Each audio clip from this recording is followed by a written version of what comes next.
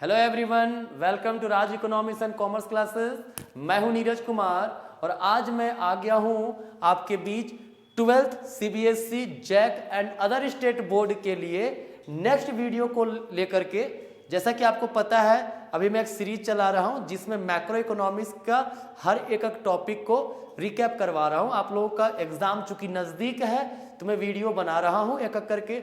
अभी तक ऑलरेडी मैं आई थिंक 3 लेक्चर अपलोड कर चुका हूं और ये चौथा लेक्चर आज है जो मैं आपके बीच लेकर के आया हूं। ठीक है, इसमें हम लोग क्या पढ़ेंगे आज। हम पिछले वीडियो मैंने दिखाया था ना कि what are the aggregates of national income, meaning of national income, right, जिसमें जीडीपी, जीएनपी, इन सब चीजों के बारे में डिस्कस कर चुका था। ठीक है, तो उसमें एक टर्म आता है नॉमिनल एंड रियल जीडीपी। ठीक है, अक्सर इससे क्वेश्चन थ्योरेटिकल, न्यूमेरिकल दोनों तरह के क्वेश्चन आते हैं। ठीक है, देखिए अगर नॉमिनल जीडीपी की बात हो तो कहता है when GDP is measured using current year price. क्या किया जाए, अभी करंट में जो प्राइस चल रहा है उस प्राइस पे, जो मार्केट में जो प्राइसेस चल रहा है गुड्स एंड सर्विसेज का, उस प्राइस पर अगर जीडीपी को मेजर किया जाए तो वो क्या कहलाएगा, नॉमिनल जीडीपी कहलाएगा। ठीक है, जैसे मान लीजिए मार्कर, हमारे देश में सिर्फ मार्कर का प्रोडक्शन हुआ, कितना पीस मार्कर,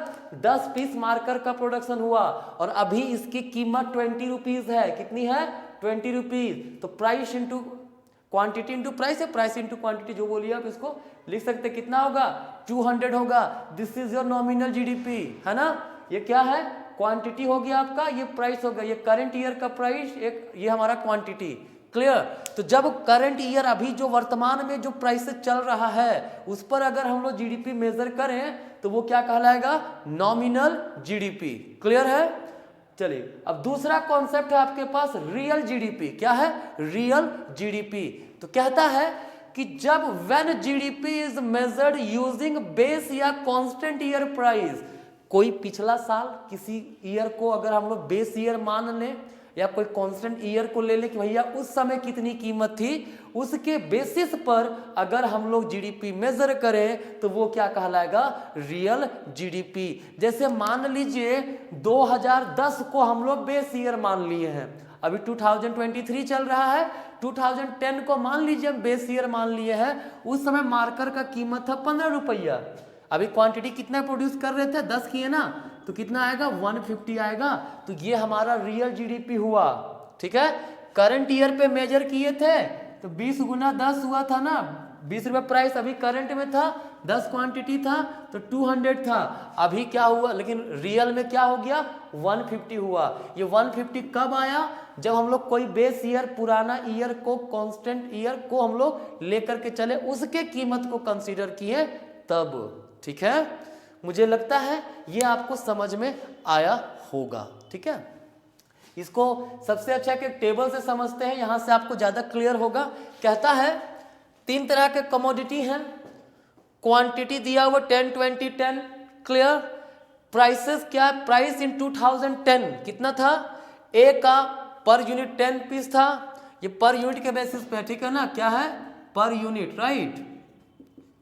तो कहता है कमोडिटी ए का पर यूनिट 10 रुपीज प्राइस था, बी का 12, सी का 15, जिसका प्राइस बढ़कर 2020 में हो गया क्या, ए का 12, बी का 10, सी का 20 पर यूनिट। ठीक है, अब यहां पे देखिए 2 ईयर है, 2020 और 2010।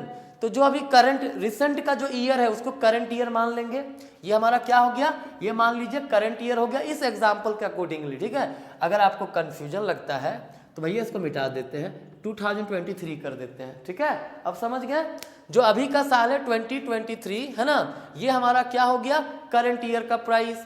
ये पुराना साल है, पहले का साल है ना 2010, ये हमारा हो गया बेस ईयर प्राइस। ठीक है, अब कहता है रियल जीडीपी निकालना है, तो मैंने क्या किया था, when GDP is measured using base या कांस्टेंट ईयर प्राइस।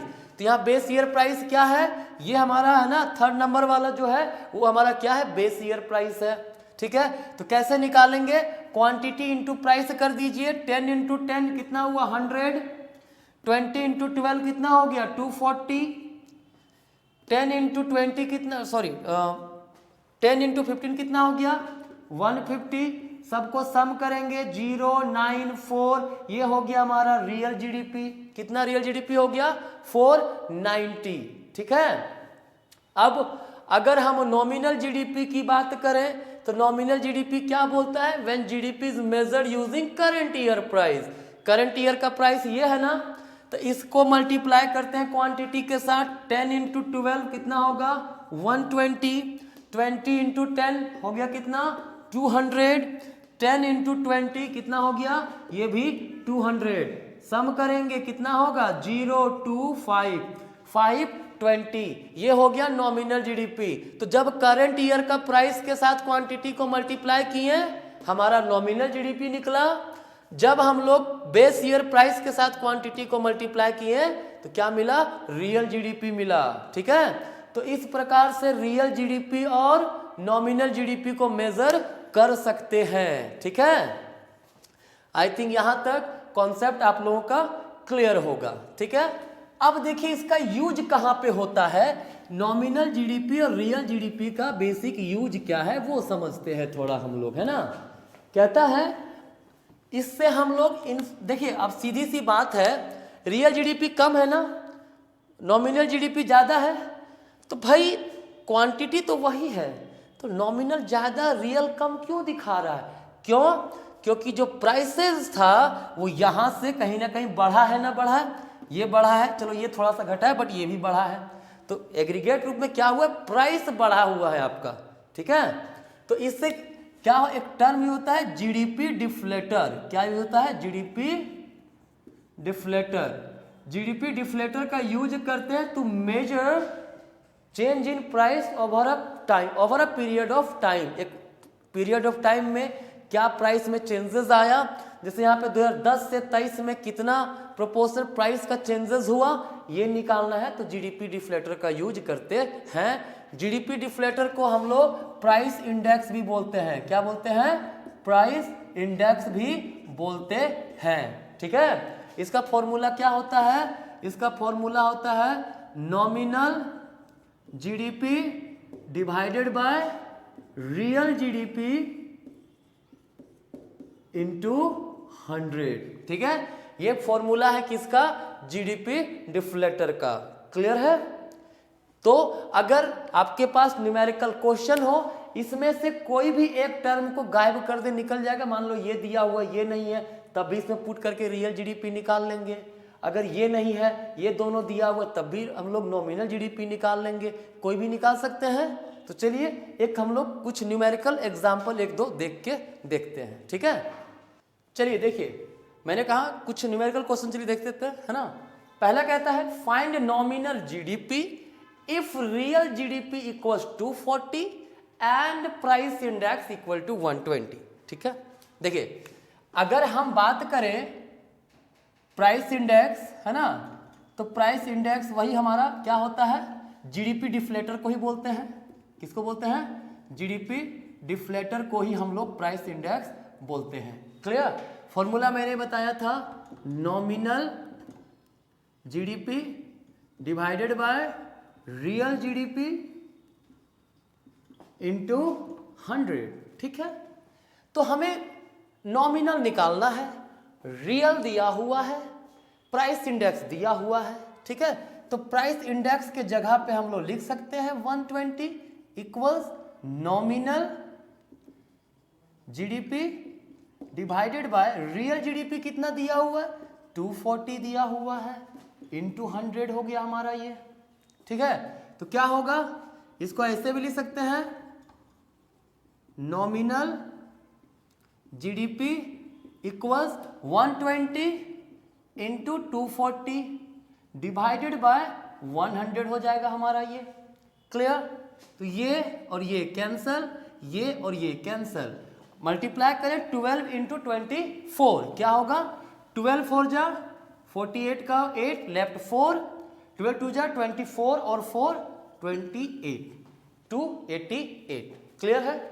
तो ये अगर नॉमिनल जीडीपी निकालना हो, सीधा सीधे फॉर्मूला एक ही याद रखिए। क्यों बार बार? ऐसा नहीं नॉमिनल, अगर आप कोई बुक में देखेगा लिखा हुआ रहेगा nominal GDP equal to price index into real GDP, है ना, डिवाइडेड बाय 100। उतना क्यों करना भाई, एक फॉर्मूला रखो, इसी में पुट कर दो, निकल गया आंसर, ठीक है ना। चलिए तो दूसरा क्वेश्चन देखते हैं।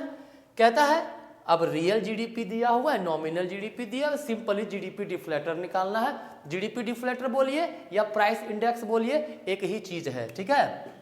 तो जीडीपी डिफ्लेटर क्या होता है, फॉर्मूला मैं बार बार नहीं लिखूंगा, यहां लिख चुका हूं। जीडीपी डिफ्लेटर या प्राइस इंडेक्स का formula nominal GDP divided by real GDP होता है। तो नॉमिनल जीडीपी यहां दिया हुआ 660 बाय रियल जीडीपी दिया हुआ 600 इंटू 100, ठीक है। क्या होगा, ये दोनों ये कैंसल, डिवाइड करेंगे कितना होगा 110, ठीक है। इसका वैल्यू कितना आया 110। क्लियर। ये क्या दिखाता है 110? मैंने कहा जीडीपी डिफ्लेटर हमें बताता है कि कांस्टेंट ईयर से करंट ईयर के बीच में प्राइस में क्या चेंजेस आया, ठीक है।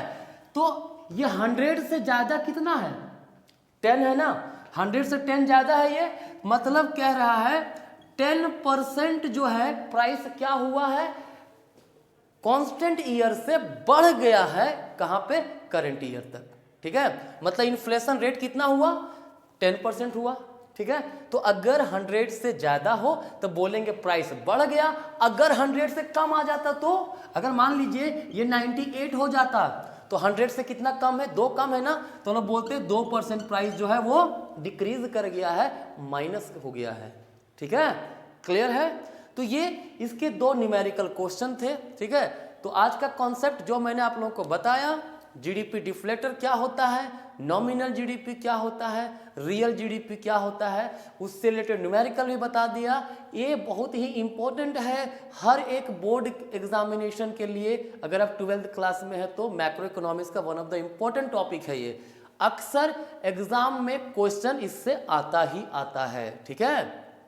तो आई होप आप लोग को समझ में आया होगा। अगर दिक्कत हो तो कृपया करके कमेंट करें, मैं कोशिश करूंगा उस चीज के बारे में मैं आप लोगों को बता दूं, ठीक है। तब तक के लिए धन्यवाद, मिलते हैं नेक्स्ट वीडियो में, तब तक के लिए बाय बाय।